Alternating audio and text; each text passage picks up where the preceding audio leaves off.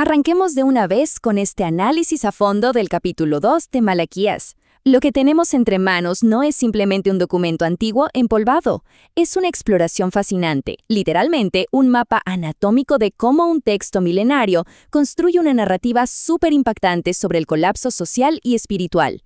Vamos a desmenuzar el material de origen para entender cómo una fisura allá arriba, en la cima institucional, termina filtrándose hasta agrietar las bases mismas de toda una civilización.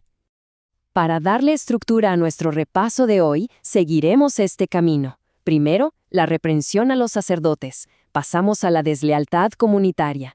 Luego, la ruptura del pacto matrimonial. Y cerramos con la pérdida de la justicia. En pocas palabras, vamos a rastrear un efecto dominó de pura traición. Arrancamos entonces con el primer punto, la reprensión a los sacerdotes. Básicamente, el colapso del liderazgo. Es súper interesante notar que el texto no empieza señalando al ciudadano de a pie. Para nada. Apunta directamente a la cima, a quienes tienen la máxima responsabilidad de guiar la brújula moral de la nación. Y el material fuente no se anda con rodeos. Usa unas imágenes increíblemente crudas y directas.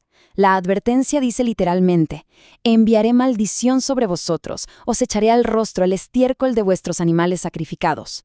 O sea, ¡wow! Está decretando de forma metafórica que los desechos físicos de sus propios festivales sagrados les serán arrojados a la cara. Es una imagen súper gráfica e inolvidable que nos subraya la gravedad absoluta de este fracaso institucional. Aquí no hay tonos grises, el mensaje es un golpe sobre la mesa. Ahora, para entender por qué la condena llega a ese nivel de intensidad, necesitamos revisar la base operativa de este sistema. El versículo 5 menciona el pacto de Leví, que era, digamos, la expectativa mínima, el estándar de oro para el sacerdocio. Por definición, era un pacto de vida y de paz establecido por la divinidad. Requería que los sacerdotes mostraran una reverencia genuina, temor y humildad absoluta ante el nombre divino.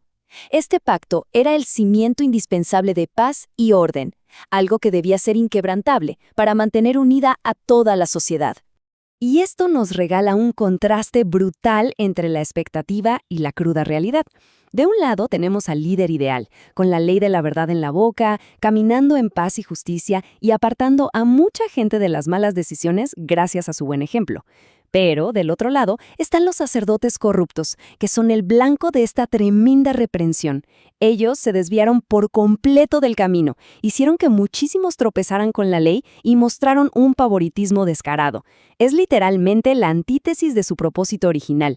El liderazgo falló en todas las métricas y empezó a operar en contra de su propia vocación. Lo que nos empuja a la segunda sección, la deslealtad en la comunidad. Es el clásico efecto de contagio social. Porque claro, cuando las figuras de máxima autoridad se corrompen, esa actitud cínica inevitablemente se derrama y empapa al resto de la población.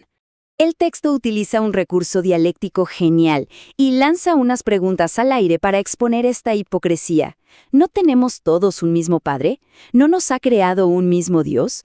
¿Por qué, pues, nos portamos deslealmente el uno contra el otro, profanando el pacto de nuestros padres? Es un argumento lógico impecable. Pensemos en esto. Si el origen de toda la comunidad es el mismo, traicionar a quien tenemos al lado es, en esencia, pisotear ese acuerdo fundamental de hermandad. La deslealtad que empezó allá arriba con los líderes se convierte rapidísimo en el nuevo modo de supervivencia del ciudadano común. Pero el pasaje no se queda flotando en pura filosofía, para nada. Baja a los detalles y enumera las acciones concretas de esta deslealtad. Habla de las prevaricaciones de Judá, detallando cómo se profanó el santuario sagrado y cómo hubo matrimonios con la hija de Dios extraño. Históricamente, esto último se refiere a forjar alianzas por pura conveniencia con sistemas de creencias e idolatrías ajenas. Y la consecuencia que plantea el texto es súper tajante. La entidad divina va a cortar de las tiendas de Jacob a quien haga esto, y no importa cuántas ofrendas intente usar para taparlo. Nos muestra claramente cómo una infidelidad generalizada infecta todas las esferas de la vida, trayendo consecuencias definitivas. Entremos al punto número 3, la ruptura del pacto matrimonial. La traición metiéndose en la sala de la casa. Porque esta infidelidad sistémica no se frena a nivel comunitario o abstracto, termina colándose de la manera más destructiva en la unidad más íntima de todas. Para ilustrar este dolor, el texto nos regala una imagen súper trágica y emotiva, un altar cubierto de lágrimas, de llanto y de clamor. A pesar del colapso moral, la gente sigue con sus rituales externos, pero de repente notan un vacío inmenso. Sus ofrendas ya no son aceptadas con gusto. Hay un cortocircuito gigante. La maquinaria religiosa sigue girando, pero el tejido emocional y espiritual de esa sociedad está hecho pedazos por un sufrimiento colectivo. Y claro, dentro del texto surge la gran pregunta: ¿por qué este rechazo repentino? El pasaje responde a esa duda sin ningún tipo de filtro. Le echa la culpa del rechazo de las ofrendas directamente a la traición que ocurre dentro de los hogares, porque Jehová ha atestiguado entre ti y la mujer de tu juventud, contra la cual has sido desleal, siendo ella tu compañera, y la mujer de tu pacto. Las lágrimas que están inundando ese altar son, según la narrativa del texto, las lágrimas de esas compañeras de vida que sufrieron una traición cruel. El mensaje es clarísimo. No hay cantidad de incienso o ritual sagrado en el mundo capaz de borrar o compensar la deslealtad en el ámbito doméstico. En este contexto, el texto antiguo adopta una postura súper firme respecto al repudio, que es lo que hoy en día entenderíamos como un divorcio injustificado o el abandono absoluto. Lanza una advertencia clara: guardaos en vuestro espíritu y no seáis desleales. Y declara abiertamente que el Dios de Israel aborrece el repudio. De hecho, equipara el acto de desechar a la cónyuge con cubrir el propio vestido de iniquidad, casi como un acto de violencia. No lo trata como un simple trámite civil, sino como una mancha moral gravísima. Se presenta como un misil directo contra el orden natural y espiritual que debería sostener a cualquier sociedad mínimamente sana. Hagamos una pequeña pausa y miremos el panorama completo que acabamos de armar. Este es el efecto dominó en su máxima y peor expresión. Paso 1. Falla la cima institucional. Los sacerdotes corrompen la ley y tiran la verdad por la borda. Paso 2. La comunidad absorbe este pésimo ejemplo, se corrompe, profana lo sagrado y normaliza traicionarse entre hermanos. Paso 3. Esa grieta llega a las casas y la unidad familiar se quiebra a través de una deslealtad matrimonial tremenda. Es fascinante y a la vez un poco escalofriante ver cómo un texto tan antiguo logra mapear paso a paso, con precisión quirúrgica, la anatomía de la destrucción social. Y eso nos arrastra a la cuarta y última sección, la pérdida de la justicia. Básicamente, el cinismo moral total.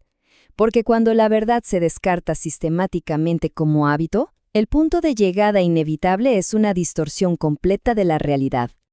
Hacia el final, el texto nos dice que esta sociedad, ya tan fracturada, ha llegado al límite de cansar a Jehová con palabras. ¿Y cómo lo logran? Adoptando una brújula moral completamente rota. Llegan al descaro absoluto de afirmar que cualquiera que hace mal agrada a Jehová y en los tales se complace. Han tocado un fondo tan oscuro de desilusión que empiezan a justificar sus propias corruptelas. Asumen que hacer el mal es la verdadera clave del éxito y que la bondad y la integridad ya no sirven para absolutamente nada. Básicamente, se autoconvencen de que las reglas del universo cambiaron para premiar a los más desleales. Y así llegamos a la estocada final de este asombroso capítulo. Es una pregunta retórica, desafiante y cargada de cinismo en el versículo 17. ¿Dónde está el Dios de justicia? Es el grito desesperado de una sociedad en completa caída libre. Después de haber destrozado ellos mismos todos los pactos habidos y por haber, y al no ver un castigo inmediato cayendo del cielo, su conclusión súper arrogante es asumir que la justicia simplemente se extinguió. Y aquí queda una reflexión gigante para procesar hoy. ¿Hasta qué punto este antiguo pasaje refleja exactamente el mismo cinismo que aflora en cualquier época moderna cuando las instituciones fallan y las estructuras de confianza implosionan? Es, sin lugar a dudas, un recordatorio monumental sobre el peso que realmente tienen nuestros compromisos. Muchas gracias por acompañar este análisis hoy.